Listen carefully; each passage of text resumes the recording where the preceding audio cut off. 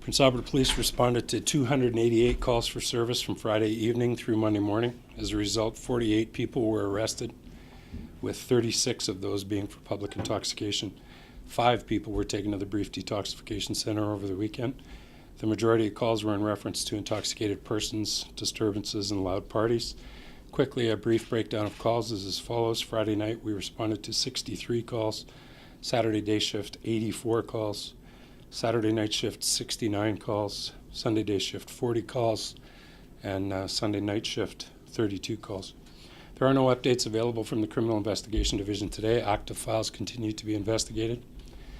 Reviewing a few of the files, an older one from March 29th, file number 137647 on Friday, March 29th at 5:25 a.m. Prince Albert Police responded to an intrusion alarm at a business in the 3200 block of 6th Avenue East.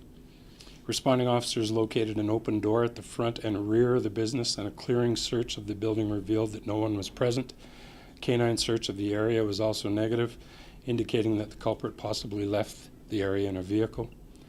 The door to the office area inside the business had been forced open with a grinding type tool, and the ATM on site had also been attacked with the same tool. Nothing was reported missing, but with the damage to the doors and to the ATM, along with a quantity of oil being spilled on the floor by the culprits, damage was estimated at approximately $1,500, and I think that estimate is low. Prince Albert Police are seeking additional information on this crime. Call the police at 953-4222 or Prince Albert Crime Stoppers at 1-800-222-8477. The duty NCOs released from yesterday referred to several weekend break-and-enters, and I'd just like to briefly go over those. I reached back a little bit as far as Friday morning to cover a few of these. File number 13-10317 on Friday, April 26th at 7:41 a.m. Prince Albert Police responded to a commercial break-and-enter in the unit block of 11th Street Northwest. Several storage trailers at that location had been entered, but nothing appears to have been taken.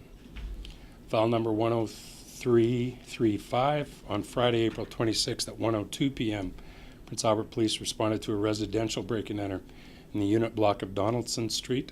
A shed at that location had been entered. A lock had been cut off. Nothing appears to have been taken from that shed. File number 13-10464 on Saturday, April 27th at 11:20 a.m. Prince Albert Police responded to another commercial break-and-enter in the 1100 block of North Industrial Drive.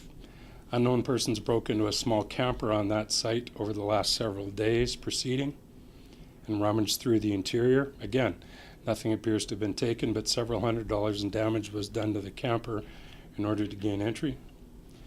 Again, on Saturday the 27th at 8:51 a.m., file number 13-10543, Prince Albert Police responded to another residential break-and-enter in the 800 block of 20th Street West. Again, the house was rummaged through, but initial reporting by the complainant stated nothing appears to have been taken. Still on the 27th of April, Saturday, 7:32 p.m., file number 13-10529.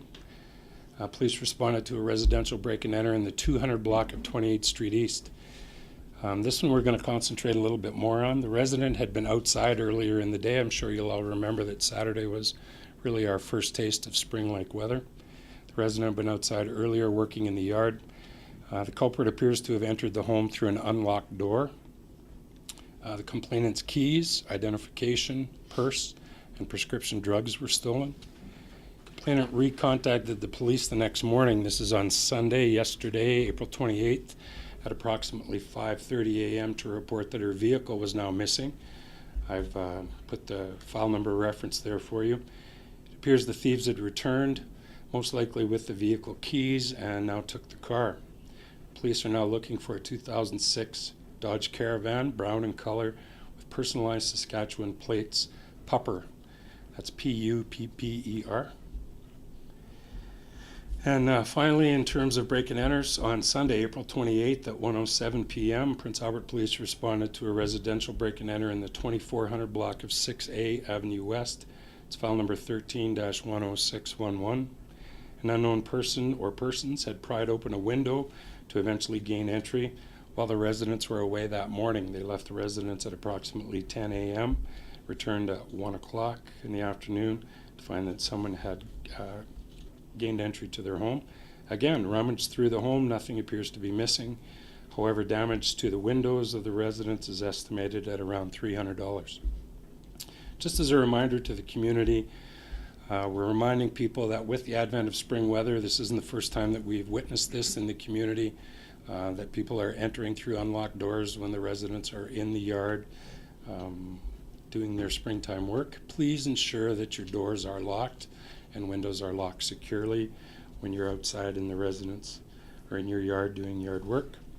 Also, a reminder to report any suspicious activity in your neighborhood to the police. Please utilize our non-emergency line, 953-4222, to report anything you feel is out of the ordinary. We would rather respond to false alarms of suspicious activity than not be notified of suspicious activity in your neighborhood. And finally, on the agenda today, in response to an inquiry from your colleagues with the media, I'd like to briefly talk about conducted energy devices, or CEDs. They're also referred to in the province as conducted energy weapons, CEWs, or what the public are probably most familiar with is a brand name tasers. In response to this inquiry, the Prince Albert Police has completed our internal policy review on CEDs, and we've forwarded our locally approved policy to the Saskatchewan Police Commission for final approval. It rests with them now. We anticipate no further delays in terms of policy or approval. We are now awaiting training of our in-house instructors to move forward in the fall of this year. We estimate our frontline police officers will not be trained in carrying CEDs until the winter of 2013 or early 2014.